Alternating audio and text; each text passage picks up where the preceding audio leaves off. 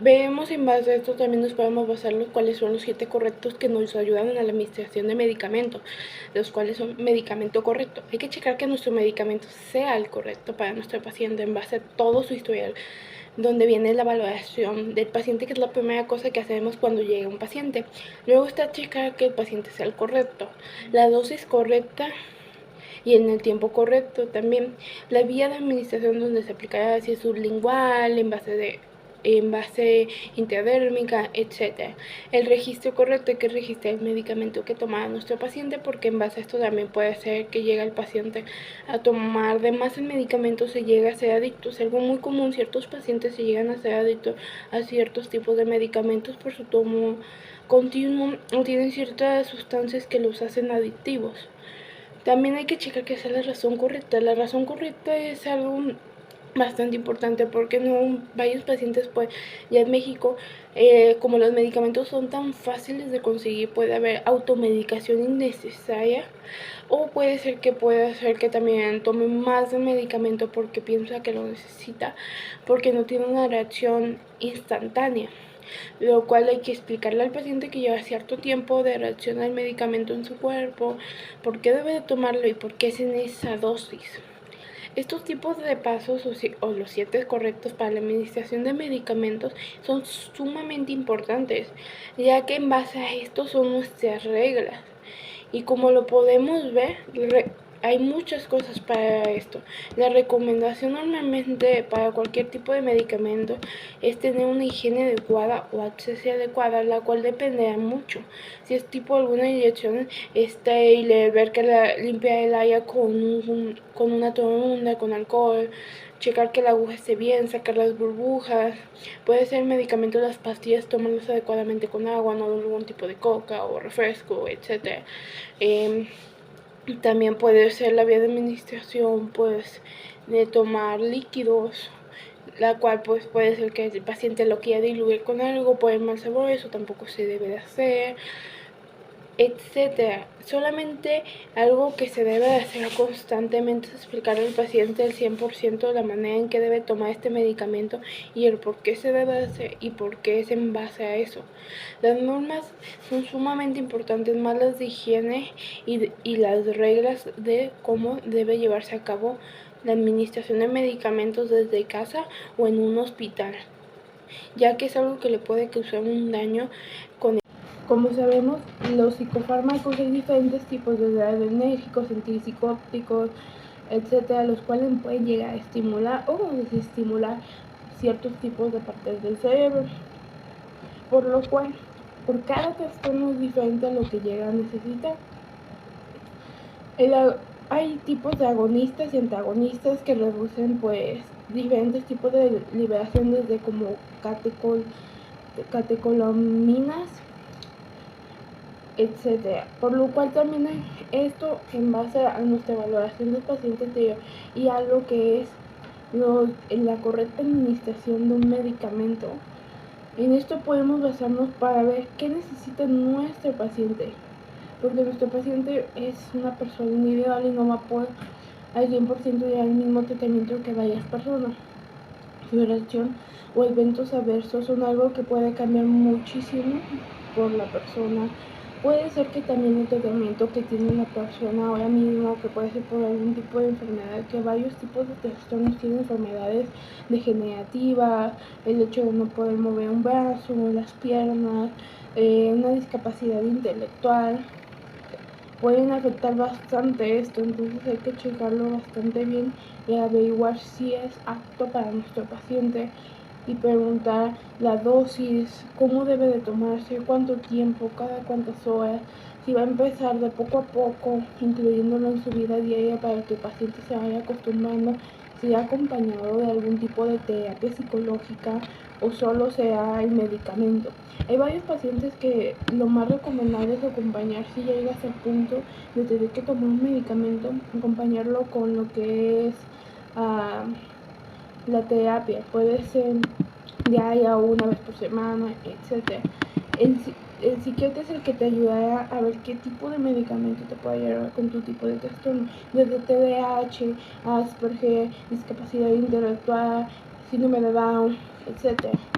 Varios tipos de trastornos, como lo había dicho anteriormente, tienen ya de por sí algo que venía como el síndrome de Down, que normalmente viene con la discapacidad intelectual, o el TDAH puede venir también con la discapacidad intelectual y juntarse, por lo cual puede llegarse a llevar no solo un medicamento, sino varios juntos que ayuden a la persona. Los 10 correctos. Los 10 correctos son una serie de protocolos y reglas destinados a delimitar la forma correcta de administrar medicamentos en las distintas instituciones sanitarias. Tienen como objetivo disminuir la ocurrencia de reacciones adversas no deseadas, mejorar la seguridad de los procesos y evitar complicaciones.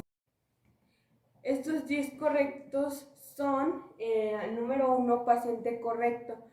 Cuando hablamos de paciente correcto nos referimos a que debemos de verificar la identidad del paciente.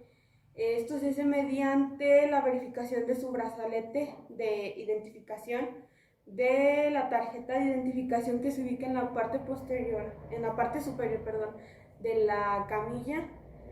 Y bueno, ya verificamos la orden médica que concluya con el nombre que se está dando ahí. Y también debemos de preguntarle al paciente cuando llegamos a administrar el medicamento, preguntarle, decirle, hola, buenos días, usted es fulano de tal, y a que nos diga sí. Y de todos modos debemos de verificar los factores anteriores. El número 2 es medicamento correcto. Cuando hablamos de medicamento correcto, bueno, debemos de tener en cuenta que nosotros somos los primeros responsables en administrar los medicamentos correctos, ya que puede ocurrir que por lo mismo de que hay medicamentos que tienen nombres parecidos o incluso la presentación es parecida, pues pueden ocurrir errores. Y esto se puede evitar mediante la verificación. Le podemos decir a un compañero si nos apoya en decirnos, oye, pues este es el medicamento tal, y ya que nos diga, pues sí. Y también si tenemos duda como en la letra del orden médica, también aclarar esas dudas para evitar el error en la medicación. El número 3 es vía de administración correcta.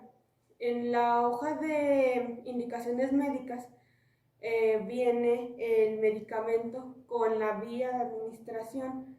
Entonces es de suma importancia que verifiquemos las vías, ya que hay pacientes que por su patología no van a poder, no se les va a poder administrar el medicamento por ciertas vías. Por ejemplo, va a haber pacientes que son incapaces de pasar los alimentos, entonces no podemos darles pastillas y así. El número 4 es hora correcta. Cuando hablamos de la hora correcta, esto quiere decir que debemos administrar los medicamentos en los periodos establecidos, ya que los medicamentos tienen cierta hora de duración, y esto tiene la finalidad de que cuando termina la duración del medicamento lo volvemos a administrar para volverla a restaurar y poder evitar malestar en el paciente o el alivio de un dolor. La número 5, indicación y dosis correcta.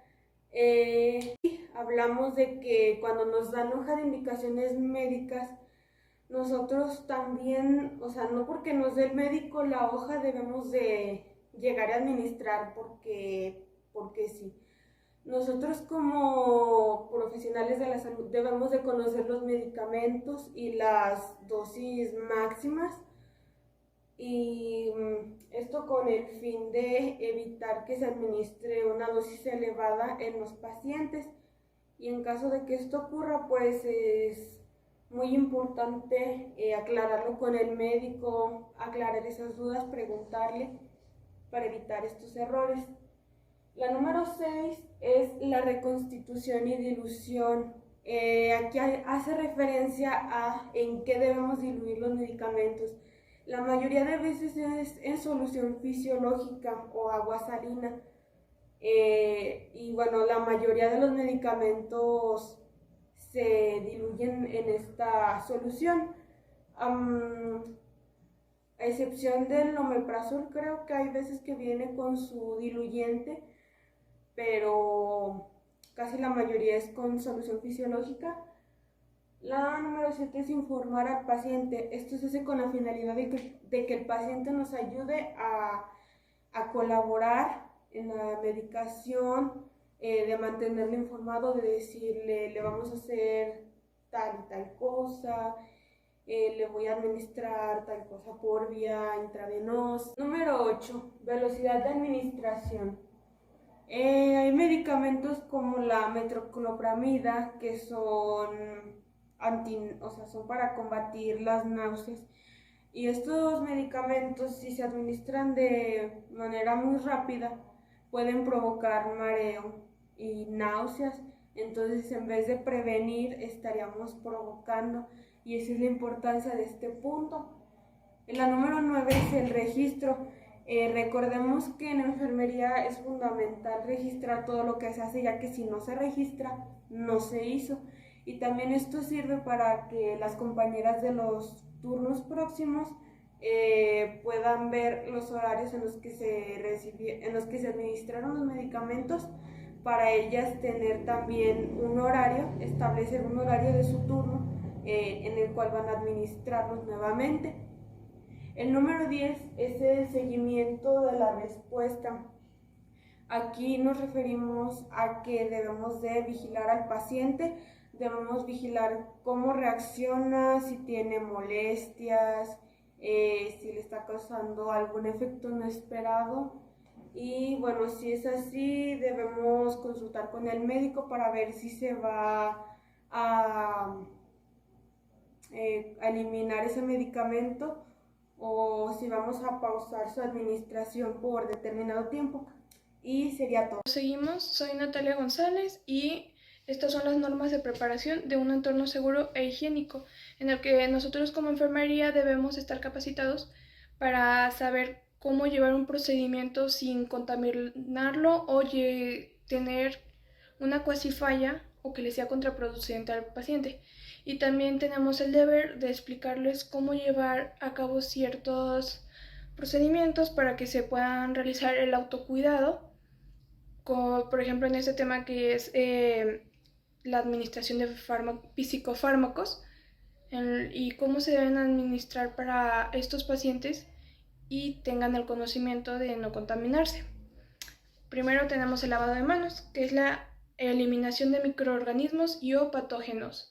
Es decir, que al lavarnos las manos tenemos dos lavados, recuerden, el lavado clínico y el lavado quirúrgico. En este caso solo vamos a usar el clínico porque no es un procedimiento quirúrgico. Entonces, en este lavado se eliminan los microorganismos para evitar que al agarrar algo lo contaminemos ya estando limpio. Luego sigue la área de preparación segura e higiénica para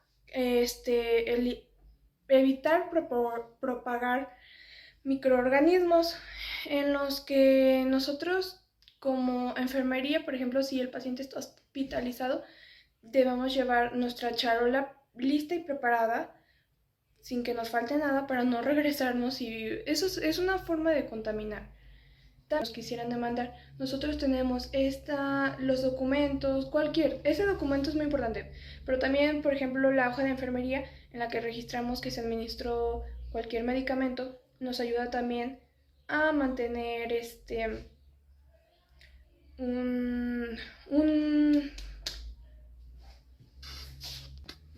nos ayuda a mantener un registro en el que nosotros nos podemos defender, al igual que pues de que se murió. Y luego el uso de medidas antiasépticas, que nosotros como enfermería tenemos varias. El lavado de manos es una, también la preparación, pero también hay más, como también es lo de purgar nuestros materiales, eso lo mantiene con más asepsia.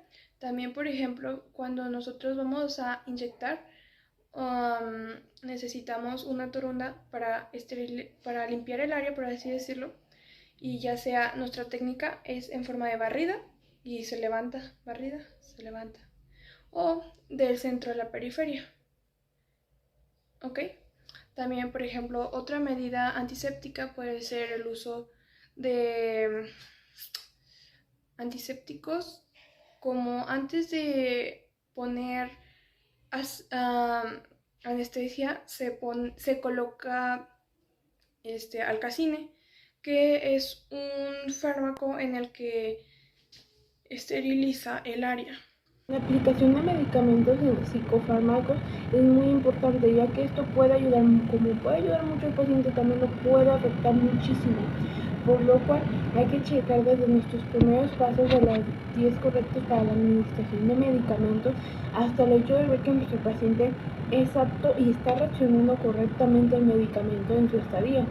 Como puede ser un buen medicamento para cierto paciente, para otro no va a ser un buen medicamento, por lo cual es una actividad muy seria y muy responsable que requiere muchos principios científicos, por lo cual hay que checar su caducidad, a qué hora le toca, cuánta administración debe hacer, si tiene que ir con solución, cómo se empieza, porque un tratamiento puede empezar desde muy fuerte hasta ir poco a poco subiendo su dosis. También debe llevar un constante chequeo. La reacción es algo muy importante en el paciente. Puede ser que a lo mejor reaccione un paciente sumamente bien a este tipo de medicamento, pero el paciente se siente incómodo o siente que no lo necesita. Y como hay pacientes que desean ya no tomar medicamentos, toman lo que es terapia solamente, o hay gente que junta la terapia con tomar medicamentos, por lo cual es algo muy importante. Pueden tener varios eventos adversos, desde ser súper irritables hasta el hecho de subir de peso, el hecho también de sentirse más agotados de lo normal o distraídos, que puede ser algo contrario en ciertos tipos de trastornos, por lo cual hay que tener un chequeo constante y preguntarle al paciente cómo se siente.